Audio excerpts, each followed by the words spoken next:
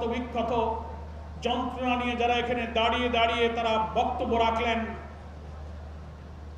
একদিকে তাদের স্বজন হারানোর বেদনা, অঙ্গ হারানোর বেদনা, অন্যদিকে প্রায় 1.5 বছর পার হওয়ার পরও যে আকাঙ্ক্ষা, যে স্বপ্নের বাংলাদেশের জন্য তারা রক্ত দিয়েছিলেন, স্বজন হারিয়েছিলেন, সেই স্বপ্ন পুরো না হওয়ার বেদনা নিয়ে আজকের ঐতিহাসিক সরাইল উদ্যানে তারা সমবেত হয়েছেন। বাংলাদেশ জামাত ইসলামের পক্ষ থেকে 11 দলের পক্ষ থেকে আমরা আপনাদের কাছে ক্ষমা প্রার্থী। যে কারণে আপনারা রক্ত দিয়েছিলেন, যে কারণে স্বজন হারিয়েছিলেন, পঙ্গু হয়েছিলেন, চোখ হারিয়েছিলেন, 1.5 বছর পর সেই দাবি পূরণের জন্য আবার এখানে আসতে হবে। এটার জন্য আপনাদের কাছে আমরা ক্ষমা প্রার্থী। আপনারা লজ্জিত, আপনারা আমাদেরকে ক্ষমা করে দেবেন।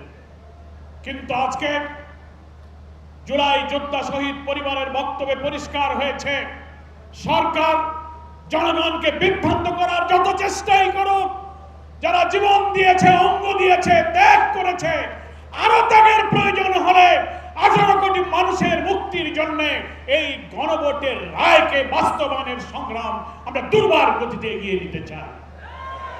গণভোটের রায় অর্থ কি? গণভোটে যে রায় 5 কোটি মানুষ হাতে ভোট দিয়ে জয়যুক্ত করেছে, তার অর্থ হলো ঐক্যমত্য কমিশনে জুলাই সনদের 84টি বিষয়ে যারা একমত, 47টি সাংবিধানিক পরিবর্তনের ব্যাপারে হাতে ভোট দিয়ে তার পক্ষে ভোট দিয়েছে। এমনকি প্রধানমন্ত্রী হার পক্ষে যদি ভোট দিয়ে থাকেন, তিনি এই গণভোটের রায় মানার পক্ষে হা বলেছেন। আজকে তিনি সেখান থেকে উল্টে যাচ্ছেন আর বিভ্রান্তিকর কথা বলছেন, আমরা অক্ষরে অক্ষরে মানব। তাই যদি মানেন, তাহলে কেন বলছেন নোট অফ ডিসেন্ট? গুরুত্বপূর্ণ সাংবিধানিক 10টি ব্যাপারে আপনি আপত্তি করেছেন, যেখানে সমস্ত সাংবিধানিক পদ, প্রধানমন্ত্রী হলে তিনি দলের প্রধান থাকবেন না, কেয়ারটেকার সরকার পদ্ধতির ব্যাপারে একটি পয়েন্ট আপনি নোট অফ ডিসেন্ট দিয়েছেন, উচ্চ কক্ষে পিয়ারের ব্যাপারে নোট অফ ডিসেন্ট দিয়েছেন, চুক্তি এবং আন্তর্জাতিক সমস্ত চুক্তির ব্যাপারে 2 কক্ষে অনুমোদনের প্রশ্নে আপনারা ডিসেন্ট দিয়েছেন। আপনারা দুর্নীতি দমন কমিশন, পিএসসি, আপনি অডিটর জেনারেল, প্রধান বিচারপতি নিয়োগ, প্রত্যেকটি সাংবিধানিক পদ যা হলো এই সংস্কারের মূল কাঠামো, যেটা ঠিক না হলে এই রাষ্ট্র আবার ফ্যাসিবাদের দিকে ধাবিত হবে, সেখানে আপনারা না বলেছেন।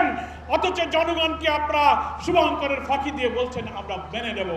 5 কোটি মানুষ হাতে ভোট দিয়ে আপনাদের এই সেই নোট অফ ডিসেন্টকে খারিজ করে দিয়েছে। 5 কোটি মানুষের সামনে আপনাদের নোট অফ ডিসেন্ট নাই। গণভোটের ব্যালটে যে 4টি প্রশ্ন, সেখানেও নোট অফ ডিসেন্ট নাই। তার অর্থ হলো গণভোটের পুরা রায় আপনাকে মানতে হবে। তাই জুলাই আহত শহীদরা আজকে চোখের পানি ফেলে 1.5 বছর পর কেন আপনি প্রধানমন্ত্রী আপনার কাছে এই আবেদন সে জানাবে? বিলম্ব না করে পার্লামেন্ট চলমান আছে, এই পার্লামেন্টে আপনি সংবিধান সংস্কারের পরিষদের অধিবেশন আহ্বান করার সুযোগ আছে। আপনি ডাকুন, শপথ গ্রহণ করুন এবং গণভোটের ফলাফল অনুযায়ী সংস্কারের প্রস্তাবকে মেনে নিয়ে সংবিধানের তফসিল অন্তর্ভুক্ত করুন। তাহলেই শহীদদের রক্ত, এই আকাঙ্ক্ষা, আত্মদান তখন সফল হবে।